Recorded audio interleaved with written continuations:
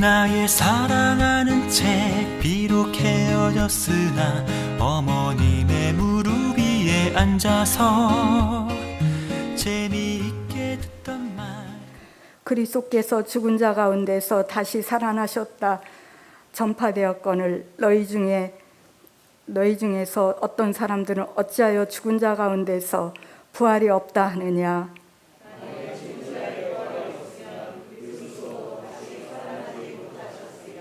그리스도께서 만일 다시 살아나지 못하셨으면 우리가 전파하는 것도 헛것이요 또 너희 믿음도 헛것이며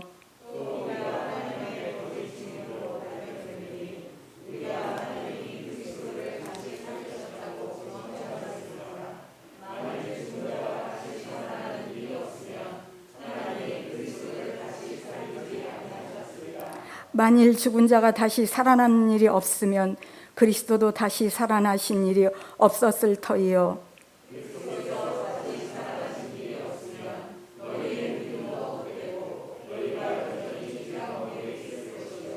또한 그리스도 안에서 잠자는 자도 망하였으리니 만일 그리스도 안에서 우리가 바라는 것이 다만 이 세상의 삶뿐이면 모든 사람 가운데 우리가 더욱 불쌍한 자이리라.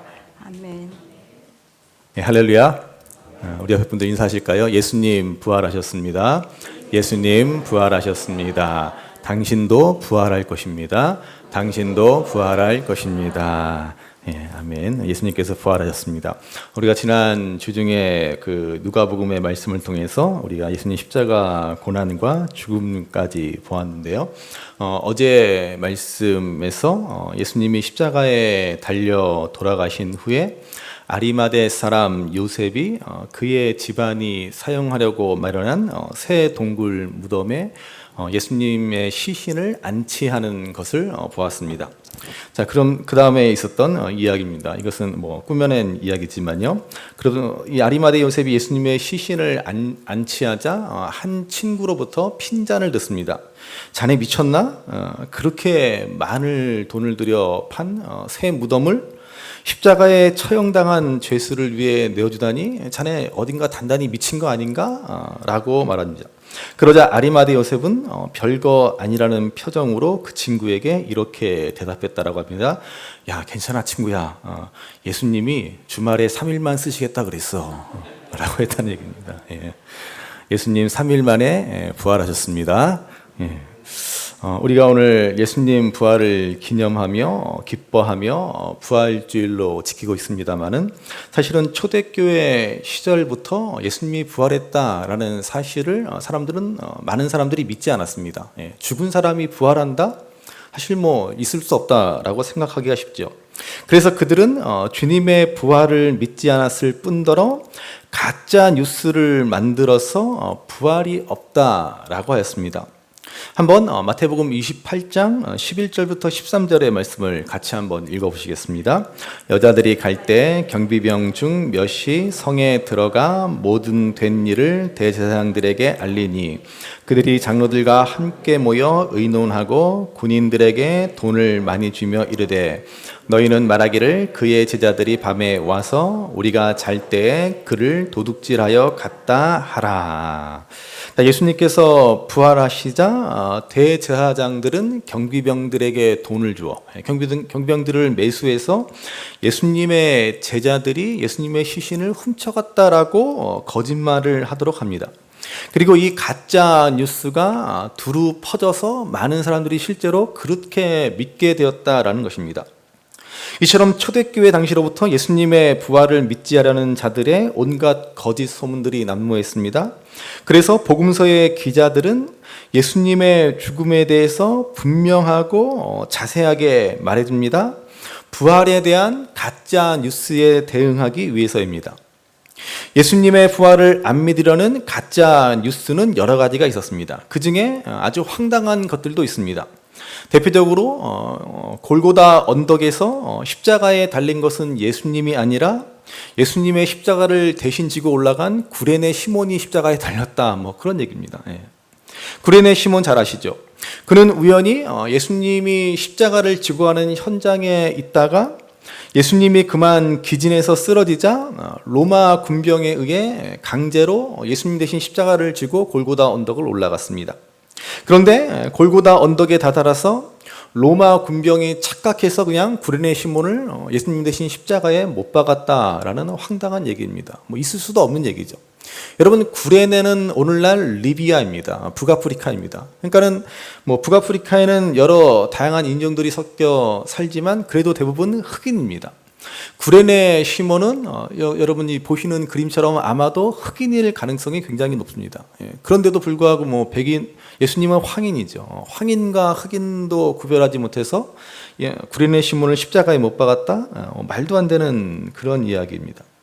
또 다른 황당한 얘기는 제자들과 여인들이 살아생전 예수님이 부활하실 것을 말씀하셨기에 그 말씀을 철석같이 믿고 있다가 환상으로 예수님을 보았다라는 것입니다.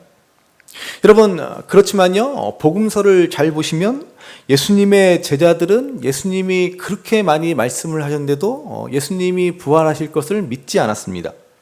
주님이 십자가와 부활에 관해서 여러 차례 말씀하셨건만 그들은 전혀 깨닫지를 못합니다.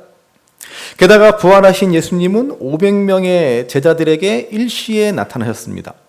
어떻게 500명이 한꺼번에 환상을 볼 수가 있습니까? 초대교회 시절부터 부활에 대한 이런 황당한 가짜 뉴스들이 넘쳐났습니다. 특별히 그 중에 대표적인 것이 세 가지가 있습니다. 그래서 복음서를 기록한 기자들도 이를 염두에 두고 그들의 주장이 잘못되었음을 조목조목 반박하고 있습니다. 첫 번째, 가장 대표적인 부활에 대한 거짓 뉴스 중에 하나는 부활의 새벽에 무덤가를 찾아간 여인들이 사실은 예수님의 무덤이 아닌 엉뚱한 무덤을 찾아가고서는 예수님의 무덤이 비었다, 예수님이 부활했다라고 잘못된 소식을 퍼뜨렸다는 것입니다. 여러분, 그렇지만요, 우리가 복음서를 잘 보시면 이 여인들이 잘못된 무덤을 찾아갈 수가 없습니다. 대표적으로 마가복음 15장 47절 말씀을 보시기 바랍니다. 같이 한번 읽겠습니다. 요셉이 세마포를 사서 예수를 내려다가 그것으로 싸서 바위 속에 판 무덤에 넣어두고 돌을 굴려 무덤 문에 놓으매 막달라 마리아와 요새의 어머니 마리아가 예수 둔 곳을 보더라. 아멘. 여기 마가복음에서는 여인들이 예수님을 둔 그 무덤을 잘 보고 갔다라는 사실을 강조해서 말합니다. 잘못 찾아갈 수가 없는 것입니다. 여러분, 혹시 나중에 기회가 되셔서 성지 순례를 가보시면 알겠지만요, 사실 예수님이 십자가에 달리신 곳과 예수님이 묻히신 그 무덤은 불과 10여 미터 거리 아주 가까운 곳에 있습니다. 저도 처음 가보고 깜짝 놀랐습니다. 이렇게 가까운 곳에 묻히셨나 싶을 정도로 너무 가까운 곳에 예수님의 시신이 있었던 그 무덤이 있습니다. 그러니까 도저히 잘못 갈래야 잘못 갈 수가 없다라고 하는 것이죠. 또 두 번째로, 부활을 부정한 사람들은 예수님이 십자가에서 죽은 것이 아니라 잠시 기절했을 뿐이다 라고 말합니다.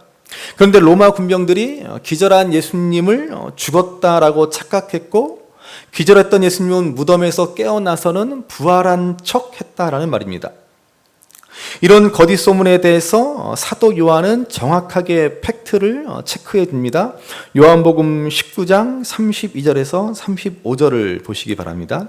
같이 한번 읽어보겠습니다. 군인들이 가서 예수와 함께 못 박힌 첫째 사람과 또 그 다른 사람의 다리를 꺾고 예수께 이르러서는 이미 죽으신 것을 보고 다리를 꺾지 아니하고 그중 한 군인이 창으로 옆구리를 찌르니 곧 피와 물이 나오더라. 이를 본 자가 증언하였으니 그 증언이 참이라.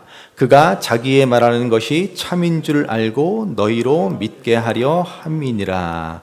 아멘. 예. 여러분, 그 예수님의 십자가 위에서 돌아가신 그 죽으신 직접적인 의학적 사인이 뭐라고 말씀드렸습니까? 예, 바로 질식사라고 제가 예전에 한번 말씀드렸죠. 십자가 위에서 이렇게 양팔을 벌려서 손에 못이 박히면 어떻게 해요? 자연스럽게 몸의 무게로 몸은 아래로 처지게 되고 가슴의 횡격막이 위로 올라가게 됩니다. 그럼 어떻게 되겠습니까? 가슴의 횡격막이 위로 올려진 채로 매달려 있으면은 숨을 쉬기가 굉장히 어려워진다라고 하는 것이죠. 이때 숨을 쉬기 위해서는 어떻게 해야 됩니까? 다리에 힘을 주어 상체를 올려 주어야 합니다. 그런데 그나마 다리에 힘이 빠져버리면 십자가에 달린 사람은 더 이상 호흡이 어려워지게 되고 결국 질식해서 숨을 거두고 마는 것입니다. 그래서 이 요한복음 19장의 말씀을 잘 보시면 예수님과 함께 십자가에 못 박힌 두 강도들의 다리를 군병들이 부러뜨립니다. 로마 군병들은 꽤 오랜 시간이 지났음에도 불구하고 십자가에 달린 죄수가 죽지 않으면 쇠망치를 가지고 이 죄수의 정강이 뼈를 부러뜨려 버립니다. 그러면 어떻게 됩니까? 십자가에 달린 죄수는 더 이상 다리에 힘을 쓰지 못하게 되고 상체가 축 늘어지고 횡격막이 올라간 채로 계속 그 상태가 되기 때문에 숨을 쉬지 못해 결국 질식사로 죽고 마는 것입니다. 그래서 아직 십자가에 죽지 않았던 예수님 양편에 달린 두 강도는 다리를 부러뜨려서 죽게 만듭니다. 그런데 이 말씀해 보시면은 예수님은 이미 돌아가셨습니다. 때문에 군병들은 다리를 굳이 부러뜨릴 필요가 없었습니다. 대신 군병들은 정말로 죽었는지 안 죽었는지를 확인하기 위해서 예수님의 옆구리를 창으로 찌릅니다. 그때 피와 물이 쏟아져 나왔다라고 증언합니다. 여러분, 의학적으로요, 질식사한 사람의 대표적인 증세가 바로 이렇게 몸에서 피와 물이 쏟아져 나오는 것이다라고 합니다. 예수님은 그 전날 밤부터 꼬박 밤을 지새우며 6번의 재판과 신문을 받아 이미 온몸의 기력이 다하셨습니다. 그래서 십자가에 달리신 후 3시간 만에 그 힘이 다하셨고 자신의 몸을 지탱할 힘이 없으셔서 숨이 막혀 돌아가시고 만 것입니다. 요한은 이를 자세히 본 사람의 증언을 기록하고 있다라고 말합니다. 이처럼 주님은 잠깐 기절한 것이 아니라 실제로 십자가에 달려 죽으셨다가 부활하셨다라는 것입니다. 자, 그런가 하면 세 번째로 예수님의 부활을 믿지 않는 자들이 가장 많이 주장하는 증거가 바로 예수님의 제자들이 예수님의 시신을 훔쳐가 놓고 예수님이 부활하셨다라고 주장한다라는 것입니다. 이미 우리가 앞서 마태복음 28장의 말씀에 본 대로 대제사장들이 군병들을 매수하여 꾸민 가짜 뉴스임을 보았습니다. 이것은 초대교회 때부터 부활을 믿지 않는 사람들이 가장 많이 하는 말입니다. 그러나 여러분, 거꾸로 이 말에는 오히려 부활에 대한 확실한 두 가지 증거가 있습니다. 첫째는 예수님을 반대하는 사람들조차도 예수님의 무덤은 분명히 빈 무덤이었다라는 사실을 인정하고 있다는 것입니다. 예수님의 무덤이 빈 무덤이었다라고 하는 것은 반대하는 사람들조차도 분명히 인정하는 사실입니다. 여러분, 이것이야말로 부활의 확실한 증거가 아닐 수 없습니다. 이 땅에 위대한 족적을 남긴 사람들 가운데 무덤이 없는 사람은 없습니다. 사람들은 그들의 무덤을 잘 보존하고 그들을 기립니다. 그러나 우리 예수님은 무덤이 없습니다. 이스라엘에 가시면 예수님의 무덤이라고 해서 성지순례의 중요한 코스로 방문하기는 하지만 무덤이 아니라 잠깐 시신이 놓여 있던 곳일 뿐입니다. 처음 말씀드린 유모처럼 예수님이 3일간 아리마대 요셉에게 잠깐 빌린 곳입니다. 예수님은 무덤이 없습니다. 주인 없는 빈 무덤만이 오늘날까지 전해지고 있을 뿐입니다. 이에 대해서 요한복음은 좀 더 구체적이고 분명한 증언을 말해줍니다. 요한복음 20장에 보시면 빈 무덤을 둘러본 베드로와 요한의 증언을 말해주고 있습니다. 자, 이상한 것은요, 분명 예수님의 시신은 사라졌는데 그분을 쌓았던 세마포, 수의와 머리에 둘렀던 수건은 빈 무덤에 그대로 남아있더라는 것입니다. 여러분, 정말 이상한 일이지 않습니까? 만약에 예수님이 잠깐 기절했다 일어나신 것이라고 한다면, 아니면 제자들이 시신을 훔쳐간 것이라고 한다면, 도대체 왜 그 수의와 머리에 쌓았던 수건은 그 자리에 놓고 갔겠습니까? 예수님이 기절했다가 일어나서는 알몸으로 사라지셨다는 말입니까? 제자들이 시신을 알몸으로 훔쳐갔다는 말입니까? 이상하지 않습니까? 게다가 우리 한글 성경에는 그 의미가 잘 드러나지 않지만, 여기 세마포가 놓였다라고 하는 것은 뭐예요? 세마포가 내려앉았다라는 뜻이라고 했습니다. 이게 무슨 말입니까? 세마포를 이렇게 벗어놓은 것이 아니라 세마포가 예수님을 쌓은 그대로 그 자리에 내려앉아 있었다, 바로 그 말입니다. 머리를 쌓았던 수건도 마찬가지입니다. 수건이라고 하지만 붕대라고 이해하는 편이 훨씬 쉽습니다. 붕대로 예수님의 머리와 얼굴을 감쌌는데, 그런데 그 감아놓은 형태를 그대로 유지한 채 놓여 있었다라는 말입니다. 누군가가 그 수건을 풀거나 흔적 없이 그 둘둘 말린 그 상태로 그대로 남아있고 예수님의 몸이 사라진 것입니다. 이게 무슨 말입니까? 예수님을 쌓았던 세마포나 붕대를 아무도 손을 대지 않았다는 말입니다. 예수님의 육신은 세마포와 수건에서 그대로 빠져나왔다는 것입니다. 우리가 영혼이 유체이탈하는 것처럼 그렇게 그 상태에서 마치 다락방에 모인 제자들에게 예수님이 벽을 통과하시어 나타난 것처럼 그 세마포와 붕대를 그대로 통과하셔서 부활하셨다라는 것을 보여주는 증거가 되는 것입니다.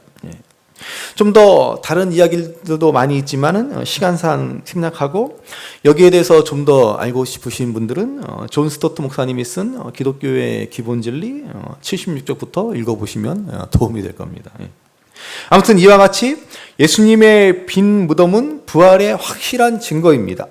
단순히 무덤이 비어 있었다라는 것 이상으로 그 빈 무덤의 상태는 부활이 아니면 도저히 설명이 되지 않습니다. 그런가 하면 제자들이 시신을 훔쳐갔다라는 부활에 관한 거짓말은 예수님이 부활했다는 또 다른 확실한 증거가 됩니다. 여러분, 우리가 잘 아는 것처럼 예수님이 잡히실 때에 예수님의 제자들은 다 뿔뿔이 흩어져 달아나고 말았습니다. 절대로 예수님을 버리지 않을 것처럼 그들은 말했으나 자신들의 신변의 위협을 느끼자 도망치기에 바빴습니다. 심지어 수제자라고 하는 베드로는 자신을 알아보는 여종 앞에서 예수님을 모른다고 저주하며 맹세까지 하며 3번이나 부인하기에 이릅니다. 그렇게 그들은 두려워하며 제 목숨 살기에 바빴다라는 말입니다. 자, 그런데 그들이 어떻게 되었습니까?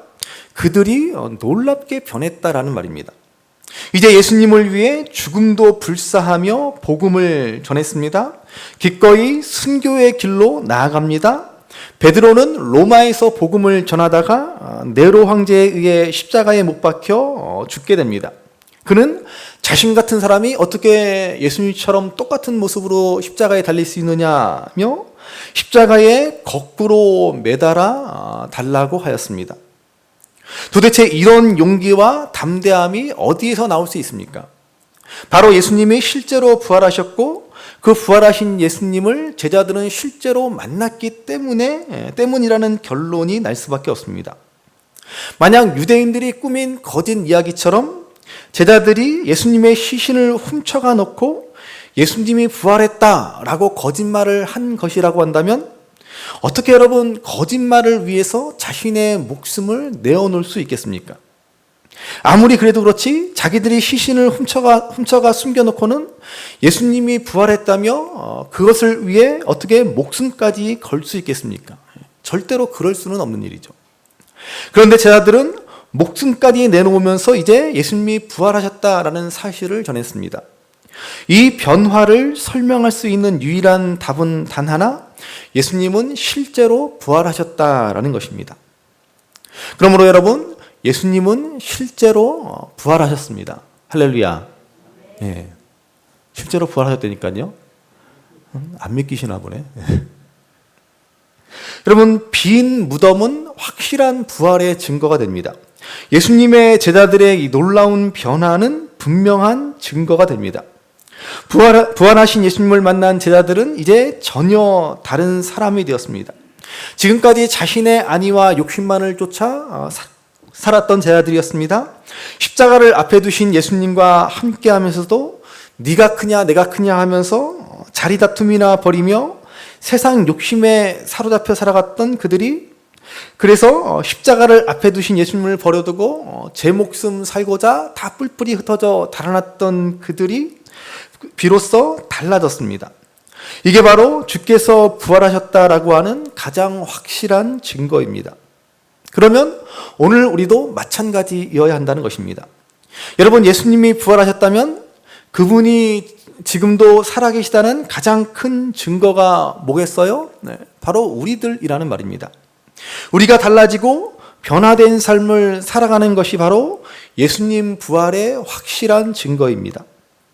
우리 모습이 예수님 믿기 이전과는 전혀 다른 삶으로 바뀌어야 한다는 말입니다. 오늘 우리가 읽은 본문은 바로 이러한 주님의 부활로 인한 참된 변화에 관해 말씀해 주고 있습니다. 자, 오늘 우리가 읽은 본문 고린도전서 15장 13절의 말씀을 다시 한번 읽어보시겠습니다. 같이 읽습니다. 만일 죽은 자의 부활이 없으면 그리스도도 다시 살아나지 못하셨으리라. 아멘. 자, 먼저 우리가 알 것은 부활은 여러분 우리 기독교의 전유물이 아니다라는 사실입니다. 이미 기독교 이전에, 예수님 이전에 부활이 있었습니다. 그러니까는 예수님이 처음 부활하셨기 때문에 부활이 생겨난 것이 아니라는 말입니다. 이미 부활이 있었기에 예수님도 부활하실 수 있었다라고 본문은 말씀해 줍니다. 뿐만 아니라 부활은 기독교에만 있는 것도 아닙니다.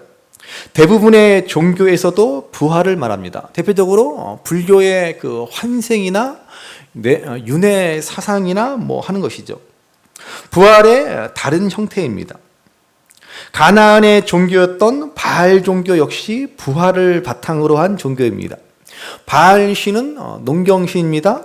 농사와 함께 바알 신은 운명을 같이 합니다.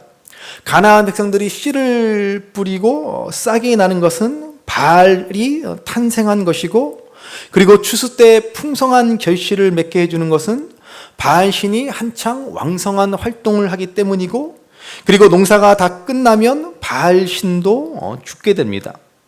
그리고 다음에 다시 농사가 시작되면 바알 신이 다시 부활하게 되는 것입니다. 이처럼 바알은 죽었다 살았다를 반복하며 농사의 풍요로운 수확을 거두게 해주는 신입니다. 출애굽기에도 보면은 하나님이 이집트에 10가지 재앙을 내리십니다.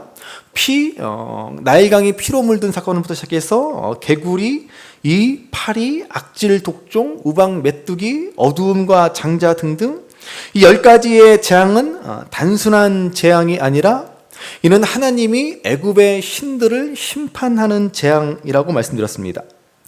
이집트의 최고의 신은 태양신인데 어두움으로 심판하십니다. 나일강도 역시 이집트인들에게는 최고의 신인데 이 나일강을 피로 붉게 물들이십니다. 개구리, 이, 파리 등들도 다 이집트인들이 섬기는 신들입니다. 그들이 섬기는 신들이 오히려 그들을 괴롭게 하는 심판의 도구가 된 것입니다. 그 중에 개구리는 특별히 이집트인들이 부활의 신으로 섬겼습니다. 개구리는 겨울이 되면 다 죽은 것 같은데 봄이 되면 어느새 땅에 나와 와그락을 온 땅에 가득합니다. 그래서 개구리는 부활의 신으로 이집트인들의 섬김을 받았습니다. 이처럼 여러분, 부활은 우리 기독교의 전유물만이 아니다라는 것입니다. 어떤 분은 부활은 우리 기독교에만 있다라고 그러는데 그렇지 않습니다. 대부분의 종교는 어떤 형태로든지 부활 신앙을 가지고 있습니다. 그러므로 우리는 부활의 의미에 대해서 한층 더 깊이 생각할 수 있어야 하는 것입니다. 우리가 믿는 부활이라고 하는 것이 단지 죽었다가 살아나는 것을 믿는 것이다 라고 한다면 예수님을 믿는 것이나 바알을 믿는 것이나 개구리를 믿는 것이나 별로 다를 바가 없다라는 말씀입니다. 그러므로 우리 기독교의 부활신앙, 예수님이 부활하셨다라는 사실은 다른 종교들과는 근본적인 차이가 있음을 알아야 합니다. 사도 바울은 그 차이를 이렇게 말해주고 있습니다. 본문 17절의 말씀을 보시면 17절 말씀 같이 읽습니다. 그리스도께서 다시 살아나신 일이 없으면 너희의 믿음도 헛되고 너희가 여전히 죄 가운데 있을 것이요. 아멘. 사도 바울 당시 고린도 교회 성도 중에 부활을 믿지 않는 사람들이 많았습니다. 바울은 그런 사람들을 향해서 주님이 다시 살아나지 않았다면 너희의 믿음은 헛것이다 라고 분명히 말씀해 주고 있습니다. 이와 같이 부활에 대한 믿음은 우리 믿음의 가장 중요한 핵심입니다. 그런데 많은 사람들이 고린도 교회 성도들처럼 부활에 대한 믿음이 없습니다. 그러면 도대체 무엇 때문에 예수님을 믿는 것입니까? 바로 이 땅에서 잘 먹고 잘 살기 위해서 어떻게든 예수님의 도움을 입어서 예수님의 은혜를 받아서 내가 얻고자 하는 성공과 부귀영화를 누리겠다라는 것입니다. 아니면 기껏해야 심신의 안정을 얻으려는 게 예수 믿는 이유입니다. 어떻게든 이 땅을 살아가는데 도움을 얻고자 예수님을 믿는 것입니다. 여러분, 물론 우리가 믿음으로 이 땅을 살아간다면 이 땅의 삶에도 많은 도움과 유익이 됩니다. 디모데전서 4장 8절 말씀을 보시기 바랍니다. 디모데전서 4장 8절 같이 읽습니다. 육체의 연단은 약간의 유익이 있으나 경건은 범사에 유익하니 금생과 내생의 약속이 있느니라. 아멘. 자, 여기 이 말씀처럼 경건은 금생과 내생의 약속이 있습니다. 우리가 경건한 믿음으로 살아가는 것은 저 천국에서뿐만 아니라 이 땅에서도 분명 하나님의 축복이 약속된 일입니다. 그렇지만은 우리 믿음의 핵심은 부활에 있습니다. 그러므로 우리가 부활에 대한 믿음, 부활에 대한 소망이 없다면 그것은 참된 믿음이 아닙니다. 부활을 믿지 못한다면 그것은 곧 이 땅의 것만 구하며 살아가는 것이고 믿지 않는 자들과 다를 바가 없습니다. 아무리 예배당에 열심히 나와 예배드리고 입술로 주님을 간절히 부른다라고 해도 소용이 없습니다. 그래서 오늘 말씀은 이렇게 결론지어 말해듭니다. 19절 말씀을 보시면 19절 같이 읽습니다. 만일 그리스도 안에서 우리가 바라는 것이 다만 이 세상의 삶뿐이면 모든 사람 가운데 우리가 더욱 불쌍한 자이리라. 여러분, 부활에 대한 믿음이 없다면 다만 이 세상의 것만 바라며 살아가는 것입니다. 믿지 않는 사람들과 전혀 다를 바 없습니다. 아니, 오히려 믿지 않는 사람보다 더 불쌍한 것입니다. 그런데 우리가 이 말씀을 조금 더 깊이 생각해 보아야 합니다. 우리가 부활도 믿고 천국도 믿는다고는 하지만 그 삶의 태도, 그 삶의 목적이 여전히 이 땅에서 잘 먹고 잘 사는 문제에만 매여 있다라고 한다면 그것은 다만 이 세상의 삶을 바라는 것과 하나도 다르지 않습니다. 부활에 대한 참된 믿음이라고 할 수 없는 것입니다. 아무리 하나님 나라에 대한 믿음이 있고 우리도 부활해서 영원히 하나님 나라에서 살 소망이 있다고 한들 하나님 나라에서 그 하나님 나라에 가서 바라는 삶이 이 세상에서 잘 먹고 잘 사는 것과 똑같은 것을 바라고 있다면 여러분, 과연 그것을 진정한 부활신앙이라고 말할 수 있겠습니까? 제가 자주 말씀드리지만 여러분, 하나님의 나라가 온통 황금으로 이루어졌다라고 우리는 어렸을 때 배웠는데 여러분, 그걸 기대하시고 하나님 나라에 가시면 어떻게 돼요? 크게 실망하고 말 것입니다. 하나님 나라는 그런 곳이 아니기 때문입니다. 그것은 단지 비유일 뿐이다라고 말씀드렸습니다. 하나님 나라가 얼마나 아름답고 고귀하고 값진 곳인가 하는 것을 설명하기 위해서 이 세상에서 가장 귀하다는 황금과 보석으로 표현한 것일 뿐입니다. 그걸 실제로 황금으로 온통 가득한 나라라고 생각하고, 야, 하나님 나라 가면은 그냥 내가 이 땅에서 가져보지 못한 황금과 보석을 그냥 내가 마음껏 가지며 살아갈 수 있겠구나 라고 기대하시고 하나님 나라에 가신다면, 그것을 기대하면서 살아간다면 그 사람은 여전히 이 땅의 것만 바라보며 살아가고 있다라는 말입니다. 다시 말해서 우리가 하나님 나라에서 바라며 소망하는 것이 이 땅에서 바라고 소망하는 것과 똑같은 것이라고 한다면 그것은 참된 부활 신앙이 아니라는 말입니다. 그러므로 우리가 부활을 말할 때 단순히 죽은 몸이 살아서 영원히 살 것만 바라면 안 됩니다. 여러분, 도대체 영원히 살아서 뭐 하려고 하십니까? 그 영원이란 시간이 상상이나 가십니까? 무엇을 한들 우리가 영원히 만족하고 행복하며 살 수 있겠습니까? 무엇을 가진들 아무리 황금과 보석이 잔뜩 우리에게 있다고 한들 영원히 그것으로 행복할 수 있겠습니까? 단순히 영원히 산다라고 하는 것 자체는 아무 의미가 없습니다. 오늘날 우리나라 사람들의 기대 수명이 100세라고 합니다. 실제로 100세까지 살 수 있을지 없을지는 모르겠지만 그래도 100세까지는 살 수 있지 않겠느냐라고 기대한다라는 것입니다. 그러면 60대 초반에 보통 은퇴들을 하시면 무려 40년을 더 살아야 합니다. 도대체 40년을 어떻게 살아야 합니까? 생각만 해도 걱정이지 않습니까? 돈도 돈이지만 준비되지 않은 노후는 축복이 아니라 저주에 가깝습니다. 이제는 정말 오래 살아서 걱정해야 하는 시대가 되었습니다. 그렇다고 빨리 죽을 수도 없고 어떻게 해야 됩니까? 이 40년을 어떻게 살아야 됩니까? 그런데 생각해 보시기 바랍니다. 우리에게 영원한 삶이 있습니다. 영원히 살아야 됩니다. 여러분, 마냥 좋으십니까? 도대체 그 영원한 삶을 어떻게 살아가야 되겠습니까? C.S. 루이스의 책, 제가 몇 번 소개시켰던 천국과 지옥의 이론에서 나오는 지옥에서 온 목사님의 이야기를 기억하실 것입니다. 실제로 이런 일은 있을 수 없으나 지옥에서 셔틀버스를 타고 천국으로 오게 된 목사님이 있었습니다. 이분은 지옥에서 하던 대로 천국에 와서는 자기 자랑을 늘어놓기 시작합니다. 그렇지만은 천국에서는 누구 하나 그분의 말에 귀를 기울여 주지 않습니다. 그러니까 어떻게 해요? 아니, 이 사람들이 나를 뭘로 보고, 내가 세상에서 얼마나 큰 교회 담임 목사였는데 라고 하면서 사람들을 야단합니다. 그래도 아무도 관심을 가져주지 않으니까 어떻게 해요? 이 목사님은 다시 열차를 타고 지옥으로 돌아가 버렸다라는 이야기입니다. 무슨 이야기입니까?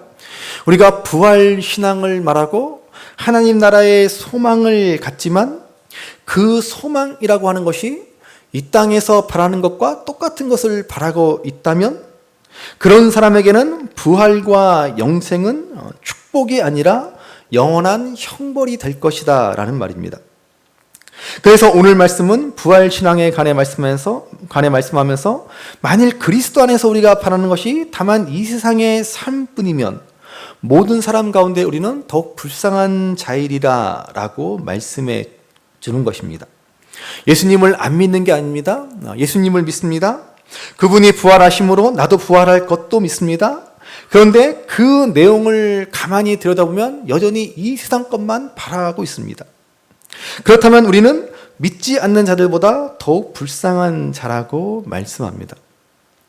그러므로 우리는 올바른 부활에 대한 신앙, 참된 소망을 가져야 합니다. 주님이 부활하셨다면 저와 여러분들도 반드시 부활할 것입니다. 뿐만 아니라 우리 믿는 사람들만 부활하는 것이 아니라 믿지 않는 사람들도 모두 다 부활합니다. 부처를 믿는 사람도 부활하고 알라를 믿는 사람도 부활하고 심지어 개구리를 믿는 사람도 부활합니다. 그래서 하나님의 심판대 앞에 서서 영원한 복과 영원한 형벌로 나뉘어지게 될 것입니다. 그러므로 진정한 부활에 대한 믿음, 부활에 대한 소망이란 무엇입니까? 단순히 우리가 다시 살아날 것을 믿는 것이 아닙니다. 믿던 안 믿던 다 부활하게 되어 있습니다. 요한복음 5장 28절에서 29절에서 하신 예수님의 말씀을 한번 보시기 바랍니다. 같이 한번 읽겠습니다. 이를 놀랍게 여기지 말라. 무덤 속에 있는 자가 다 그의 음성을 들을 때가 오나니 선한 일을 행한 자는 생명의 부활로 악한 일을 행한 자는 심판의 부활로 나오리라. 아멘. 여러분 놀라지 마십시오. 예수님을 믿는 사람도 부활할 뿐만 아니라 믿지 않는 사람들도 다 부활합니다. 그러므로 여러분 죽었다가 살아나는 것 단순히 영생을 사는 것은 부활의 참된 소망이 아니다라는 말입니다. 부활의 참 소망은 우리가 변화하여 새 사람을 입고 살아가는 것이고, 더 이상 이 땅의 것에 빠져 살아가는 것이 아니고, 더 이상 이 땅의 것에 연연하며 이 땅에 소망을 두고 살아가는 것이 아니다라는 말입니다. 그런데 아직도 우리의 마음과 시선이 온통 땅의 것에 놓여 있다면 부활은 결코 소망이 될 수 없습니다. 그에게는 부활은 영원한 심판이 될 것이기 때문입니다. 그러므로 오늘 우리의 마음의 중심을 다시 점검해 보아야 합니다. 나는 이 땅 위의 것을 바라고 있는가? 진정 하늘 위에 소망을 두고 있는가? 다시 말씀드리지만 하늘 위의 것이라고 장소만 바뀌었을 뿐 하늘 위에서도 여전히 이 땅의 것을 누리기를 바란다면 여전히 우리는 땅 위의 것만 바라며 살아가는 것입니다. 영원히 사는 법을 전혀 모르고 부활의 참 소망을 모르고 살아가는 것입니다. 부활의 삶이란 이전과는 전혀 다른 모습으로, 이전과는 전혀 다른 소망을 가지고 살아가는 것입니다. 예수님은 이 땅에서 아무것도 가지지 않은 채 머리 들 곳도 없으셨지만 그 마음에는 하나님에 대한 사랑으로 충만하였습니다. 어떻게 하면 하나님이 원하시는 대로 살 것인가만 생각했고 또 그렇게 행하셨습니다. 그 많은 능력과 권세를 가지시고도 결코 자기를 위해 살지 않으시고 오직 하나님의 뜻을 구하셨습니다. 왜냐하면 하나님을 사랑하셨기 때문입니다. 하나님을 사랑하는 것, 여러분, 이것이야말로 하나님과 영원히 살아가는 법입니다. 하나님을 사랑하지도 않으면서 하나님 나라에 가서 살겠다?